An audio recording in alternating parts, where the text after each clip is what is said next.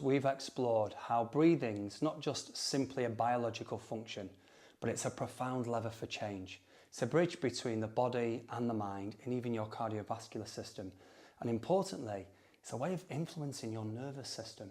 It's a tool that can shift how we're receiving the world, how we're experiencing the world, almost instantaneously. And we've looked at many different aspects. We've looked at the mechanics of the breath, nasal breathing, diaphragmatic breathing, how the shift of the ratio and the volume of the inhale and the exhale influence the rest of your body.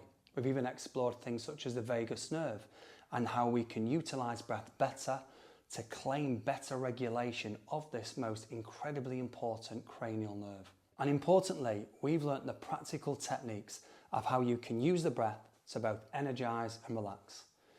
Now we want to shift our focus to integration.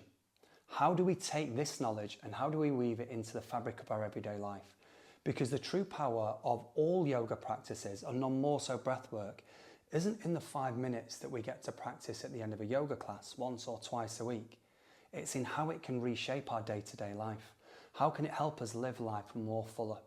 And the way in which we do that is primarily to think of the breath as an anchor, as a barometer. Breathing is always going to be with you. And what makes it so incredible is that it's portable and it's immediate and it's a personal tool to you. Unlike exercise or therapy or even nutrition, you don't need any equipment, doesn't take any investment, and you don't need to wait for an appointment.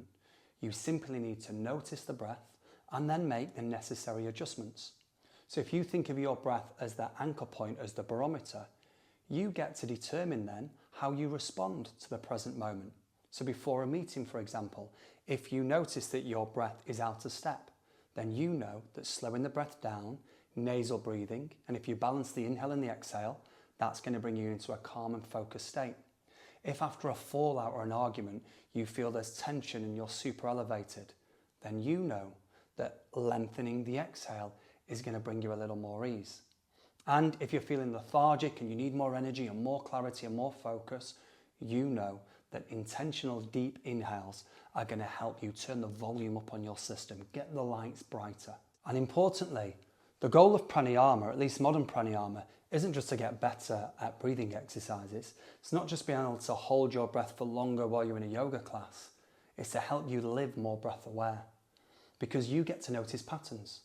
Why am I breathing through the mouth at this point? I can feel the breath tighter up in my chest and it's faster. What can I do? Because if you can preempt stress, if you can use the breath to regulate before stress escalates, it's life-changing. And importantly, you can practice it anywhere. You can pair it with habits.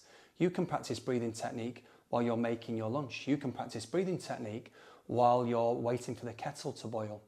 The more you practice the breath, the more you consciously and intentionally interact with it, the more it becomes part of who you are, the fabric of your being, unconsciously. In yoga, there's a saying, if you master the breath, you master your mind.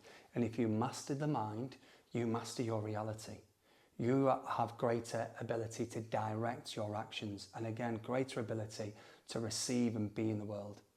Science shares the same truth, and we have the data to back it up. If you learn to control your breath better, and you learn to influence your heart and your brain and your body, you're going to live a more purposeful life. Remember, breathing is the rhythm that has carried us from the very first moments that you arrived here, and every inhale and exhale will be with you until the very final moments when we let life go. By practicing breathing intentionally, you're not just learning a new technique, but you are reshaping the way you meet life right now on this planet today. And you do it one breath at a time.